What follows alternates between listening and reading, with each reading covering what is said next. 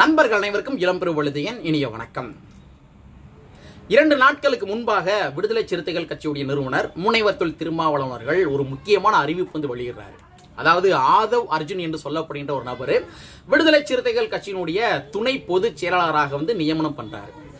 சமூக வலைத்தளங்களில் நிறைய பேர் நபர்கள் தங்களுடைய கருத்துக்கள் எல்லாமே புது புது டைமென்ஷன்ல எழுதி பதிவேற்றங்கள் பண்ணி வாழ்த்துக்கள் எல்லாமே தெரிவிச்சிருக்காங்க. ஆனா வழக்கம் போல சில சனாதன சங்கி கூட்டங்கள் என்ன பண்றாங்க, விடுதலை சிறுத்தைகள் கட்சி மேல அக்கறை இருக்கிற மாதிரி காட்டிக்கொண்டு அதன் மூலமாக தன்னுடைய காழ்ப்புணர்ச்சிகள் எல்லாமே தொடர்ச்சியாக கக்கிக்கிறாங்க. சமூக வலைத்தளங்கள்ல அதான் பண்றாங்க. என்னப்பா, நேத்து வந்த நபருக்கு இன்னைக்கு போய் நீங்க பதவிகள் கொடுத்துக்கிட்டு, அதுவும் துணை பொதுச் செயலாளர் பதவியை கொடுத்துக்கிட்டு, இதெல்லாம் ரொம்ப ஓவரா தெரியலப்பா அப்படின்ற மாதிரி விசிகா மேல அக்கறை இருக்கிற மாதிரி காட்டிக்கொண்டு தங்களுடைய காழ்ப்புணர்ச்சி எல்லாமே தொடர்ச்சியாக கக்கி இருக்காங்க சில சனாதன சங்கி கூட்டங்கள். அவங்களுடைய முக்கியமான பிரச்சனை என்ன தெரியுமா, விடுதலை சிறுத்தை கட்சி அகில இந்திய லெவல்ல பேசு பொருளாக மாறி இருக்கிறே அப்படின்னு தான் அவங்களோட முக்கியமான பிரச்சனை. அவங்களுக்கு எரிய ஆரம்பிக்குது, நவ துவாரங்களும் எரிய ஆரம்பிக்குது அப்படின்னு நினைக்கிறேன். அதாவது மக்களே, தமிழ்நாட்டில் இருக்கிற ஊடகங்கள் எல்லாமே எப்படி செய்திகள் வெளியிடுறாங்க அப்படின்னா, அதாவது ஆதவ் அர்ஜுன் என்று சொல்லப்படுகின்ற வாய்ஸ் ஆஃப் காமன் என்று சொல்லப்படுகின்ற அந்த நிறுவனத்தினுடைய தலைவர் தன்னை ஒரு விடுதலை சிறுத்தை கட்சியாக இணைத்துக் கொண்டுள்ளார், பொதுச் செயலாளராக நியமிக்கப்பட்டுள்ளார் அப்படின்ற மாதிரி தான் தமிழ்நாட்டில் இருக்கிற ஊடகங்கள் எல்லாமே செய்திகள் வெளியிடுறாங்க. ஆனா அதையும் தாண்டி அகில இந்திய லெவலில் இந்த செய்தி எப்படி ஒளிபரப்பாகுது தெரியுமா? அதாவது இந்திய நாட்டினுடைய கூடைப்பந்து சம்மேளனத்தினுடைய தலைவர் ஆதவ் அர்ஜுன் அவர்கள் தன்னை ஒரு விடுதலை சிறுத்தை கட்சியாக இணைத்துக் கொண்டார், அந்த கட்சியில ஒரு துணை பொதுச் செயலாளராக நியமிக்கப்பட்டுள்ளார் அப்படின்னு சொல்லி அகில இந்திய லெவல்ல ஒரு பேசு பொருளாக மாறி இருக்கின்றது இந்த செய்தி. ஆதவ் அர்ஜுன் யார் நினைக்கிறீங்க? இந்திய நாட்டினுடைய கூடைப்பந்து சங்கத்தினுடைய கூடைப்பந்து சம்மேளனத்தினுடைய தலைவர். அப்ப அகில இந்திய லெவல்ல இருக்க செய்திகள் எல்லாம் எப்படி போடுவாங்க? இப்படிதான் செய்திகள் போடுவாங்க. கூடைப்பந்து சம்மேளனத்தினுடைய தலைவர் தன்னை ஒரு விடுதலை சிறுத்தை கட்சியாக இணைத்துக் கொண்டுள்ளார், திருமாவளவனுடைய தலைமையை ஏற்றுக்கொண்டுள்ளார் அப்படின்ற மாதிரி அகில இந்திய லெவல்ல பேசு போலா மாறி இருக்கின்றது இந்த செய்தி. அதுதான் இந்த சனாதன சங்கி கூட்டங்களால ஏற்றுக்கொள்ள முடியல, கருகி சாகுறாங்க. இன்னும் ரொம்ப ஒரு முக்கியமான விஷயம் இருக்கு, ரொம்ப ஒரு நுட்பமான விஷயம் கூட.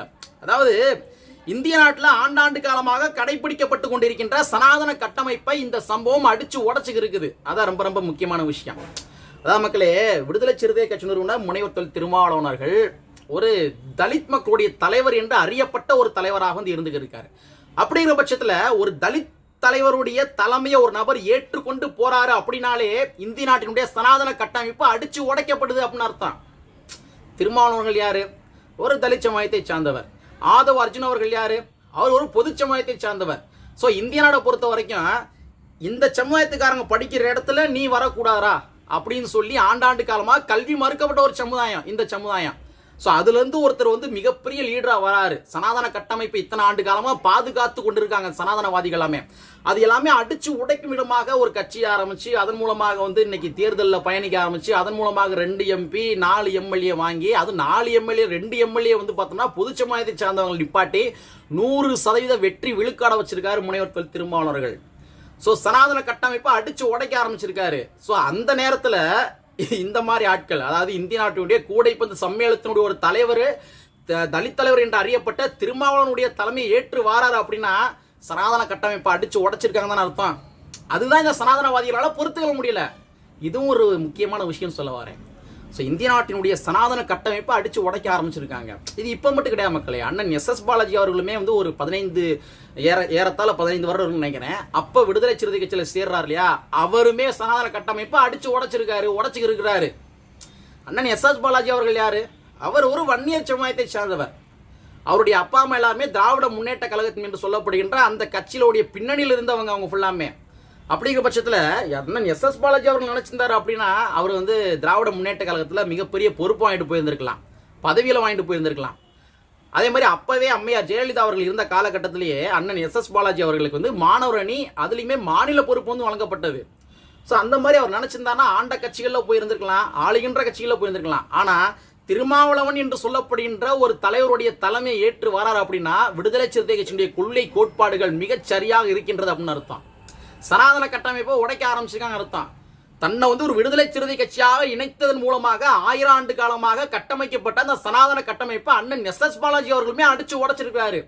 ஸோ தொடர்ச்சியாக விடுதலை சிறுத்தை கட்சி மூலமாக இந்த சனாதன கட்டமைப்பு அடித்து உடைக்கப்படுகின்றது அப்படின்ற மாதிரி மிகப்பெரிய காழ்ப்புணர்ச்சியின் விளைவாகத்தான் இந்த சனாதன சங்கி கூட்டங்கள் எல்லாம் என்ன பண்றாங்கன்னா கதறிக்கி இருக்காங்க, சமூக வலைத்தளம் வந்து கதறிக்கி இருக்காங்க. இன்னொரு விஷயம் மக்களே, அதாவது சமூக வலைத்தளங்கள்ல நீங்க பாத்தீங்கன்னா தெரியும், நிறைய நபர்கள் என்ன பண்ணுவானுங்கன்னா அந்த மூஞ்சிலாம் பவுடர் போட்டுக்கிட்டு வந்து அடுத்த கட்சியை நொட்ட சொல்ற வேலையை மட்டும் பார்ப்பானுங்க. நிறைய நபர்கள் இருக்காங்க, நான் பேரு சொல்ல விரும்பல. மூஞ்சி ஃபுல்லா பவுடர் போட்டுக்கிடுவானுங்க. ஒரு யூடியூப்ல உட்காந்து பேசுற மட்டும் தான் அவங்களுடைய வேலையே. அந்த அளவுக்கு வந்து அவங்களுடைய கலப்பணிகள்லாம் அந்த அளவு தான் இருக்கும். ஒரு கட்சியுடைய தலைவர் என்ன பண்ணுவாங்க, யூடியூப்ல மட்டும் தான் பேசுவான், களத்துக்கு போக மாட்டான். அதே மாதிரி சில கருத்தரங்க கும்பல் எல்லாமே இருக்காங்க, அவங்களும் அதே மாதிரி தான். திருமாவளவன் வந்து இப்படி பண்ணிக்கலாம்ப்பா, இப்படி பண்ணிக்கலாம்ப்பா அந்த மாதிரிலாம் பேசுவாங்க. ஆனால் தலித் மக்கள் பாதிக்கப்படுகின்ற பொழுது, இல்லாட்டி இந்த எளிய மக்களுடைய அடிப்படை தேவைகள் சார்ந்த விஷயங்கள் என்று வருகின்ற பொழுது களத்துக்கே போக மாட்டானுங்க. அந்த மூஞ்சில பவுடர் போட்ட நபர்களும் அது மாதிரி கருத்தரங்கம் நடத்துகின்ற அந்த கருத்தரங்க கும்பல்களும் களத்துக்கே போக மாட்டானுங்க. ஆனால் விடுதலை சிறுத்தை கட்சி வந்து தன்னை ஒரு முன் களப்பணியாளராக முன்னிறுத்தி கொண்டு இதனால் வரைக்கும் அடித்தட்டு மக்களுடைய வாழ்வியல் தேவைகளுக்காக போராடி இருக்கு, அவருடைய உரிமைகள் சார்ந்த விஷயங்களுக்காக போராடி இருக்கு. ரொம்ப ரொம்ப முக்கியமான விஷயம். ஆனால் களத்துக்கே போகாம நானும் இந்த மக்களுடைய ஆதரவாக வந்து இருக்கிறேன் அப்படின்ற மாதிரி காட்டிக்கொள்கின்ற கட்சிகளுக்கு மத்தியில் விடுதலை சிறுத்தை கட்சிக்காரங்க வந்து செய்கின்ற களப்பணியை மக்கள் மத்தியில் சொல்றதுல இங்கே மிகப்பெரிய தேக்கங்கள் இருக்குது. நிறைய பேர் வேங்கவேல பேசுவானுங்க, வேங்கவேல மக்களுக்கு தான் அநீதி இழைக்கப்பட்டது, எத்தனை போராட்டம் நீ பண்ண அப்படின்னு அவங்க கேட்டோம் அப்படின்னா பதில் இருக்காது அவங்ககிட்ட. போடா வந்தேரி அப்படின்னு போயிடுவானுங்க. ஆனால் விடுதலை சிறுத்தை கட்சி வந்து 4 கட்ட ஆர்ப்பாட்டங்கள் பண்ணியிருக்காங்க. இன்னைக்கு வேங்கவேல் மக்கள் வந்து விடுதலை சிறுத்தை கட்சி மட்டும் தான் நம்புறாங்க. நீங்க எவ்வளவுதான் வந்து அவதூறு பரப்பினாலும் சரி, வேங்கவேல் மக்கள் வந்து இன்னைக்கு விடுதலை சிறுத்தை கட்சி மட்டும் நம்புறாங்க. காரணம் என்ன அப்படின்னா, அந்த மக்களுடைய தேவைகளுக்காக களத்துல சட்ட போராட்டம் நிகழ்த்தி இருக்காங்க விடுதலை சிறுத்தை கட்சிக்காரங்க. சோ அந்த மாதிரி விடுதலை சிறுத்தை கட்சிக்காரங்க செய்கின்ற களப்பணியை மக்கள் மன்றத்துல சொல்றதுல இங்க மிகப்பெரிய தேக்கங்கள் இருக்குது.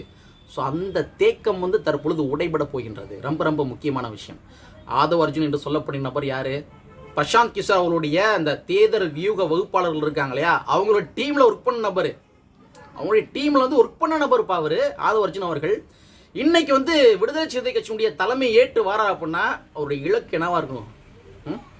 ஆதவ் அர்ஜுன் அவருடைய இலக்கு என்னவா இருக்கும்? நீங்க உங்களுடைய உள்ளுக்குள்ள என்ன நினைக்கிறீங்களோ அதான் மிகப்பெரிய இலக்கா இருக்கும். ஸோ ஆதவ் அர்ஜுனுடைய அந்த வருகையின் மூலமாக இன்னைக்கு அகில இந்திய லெவல்ல விடுதலை சிறுத்தை கட்சி வந்து பேசு பொருளாக மாறி இருக்கின்றது.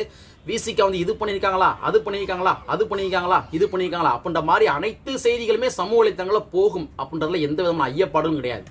இது நாள் வரைக்கும் இருந்த தேக்கங்கள் எல்லாமே தற்பொழுது உடைபட ஆரம்பிக்கும். ரொம்ப ரொம்ப முக்கியமான விஷயம், உடைபட ஆரம்பிக்கும். ஏன்னா அந்த மாநாட்டு விஷயங்கள் நீங்க பார்த்தா தெரியும், அவ்வளோ ஒரு இன்டலெக்சுவலா வந்து அதோடைய வடிவமைப்புகளும் பண்ணியிருந்தாங்க. எப்படி யார் எந்த நேரத்தில் பேச வைக்கணும், அந்த ஒரு ஆர்கனைசிங் இருக்கு தெரியுமா, சூப்பராக இருந்துச்சு. ஸோ அந்த அளவுக்கு இந்த சமூக வலைத்தளங்களில் இனி வரப்போகும் காலங்களில் விடுதலை சிறுத்தை கட்சியினுடைய பாய்ச்சல்கள் மிக வேகமாக இருக்கும் அப்படின்றத நம்மளால் உணர முடியுது. ஸோ அதுவும் ஒரு காரணம். இந்த சனாதன சங்கிகளால் அதுவுமே ஏற்றுக்கொள்ள முடியலை. பிசிகால இருக்கிற தேக்கங்கள் எல்லாமே தொடர்ச்சியாக உடைச்சிக்கிட்டே இருக்குது, உடைந்து போய்கிட்டே இருக்குது அப்படின்றது ரொம்ப ரொம்ப முக்கியமான விஷயம். முடியல. இன்னைக்கு வந்து விசிகா நொட்ட சொன்னாங்க தெரியுமா, ஒரு 1000 பேர் அவங்களால திரட்ட முடியாது. நாளைக்கு ஒரு திடீர்னு ஒரு ஆர்ப்பாட்டம் அறிவிச்சு ஒரு 1000 பேரை அவங்களால திரட்ட முடியாது. இன்னைக்கு நொட்ட சொல்ற கட்சிகள் யாராக இருந்தாலும் சரி திரட்ட முடியாது. சமூகத்தில் உட்காந்து குறை சொல்லலாம் விசிகாவை, ஆனா அவங்களால வந்து 1000 நபர்களை திரட்ட முடியாது. ஏன் 100 நபர்களை திரட்ட முடியாது. ஓப்பனா சொல்றேன். இன்னைக்கு வந்து விசிகா ரோட்ல இறங்கி நடந்து போனார் அப்படின்னா வந்து சொல்லாமலும் 1000 பேர் தருவாங்க. இப்ப சமீபத்தில் கூட திருநெல்வேலியில் நிவாரணப் பொருள் கொடுக்க போயிருந்தா தெரியுமா, அப்போ அந்த முருகபக்தர்கள் எல்லாமே அவரை வழிமறைத்து நின்று கொண்டு என்ன பண்ணாங்க, சூழ்ந்துக்கிட்டு போட்டோ எடுக்க ஆரம்பிச்சிட்டாங்க. நீங்க என்னதான் இந்துக்களுடைய விரோதின்னு சொல்லி அவரை கட்டமைச்சாலும் சரி, இந்து மக்களுக்கு எல்லாமே தெரியும் அவர் வந்து யாரை எதிர்க்கிறாருன்னு சொல்லி நல்லா தெரியும். இந்து மதத்தில் இருக்கிற ஏற்றத்தாழ்வுக்கு தான் எதிரியை ஒழிய இந்து மக்களுக்கு எதிரி இல்லை அப்படின்ற விஷயம் அவருக்கு நல்லா தெரியும். ஸோ இந்த மாதிரி வந்து ஒவ்வொரு தேக்கங்களையுமே வந்து அடிச்சு உடைக்க ஆரம்பிக்கிறாரு, ஒவ்வொரு பிம்பங்களையும் அடிச்சு உடைக்க ஆரம்பிக்கிறாரு.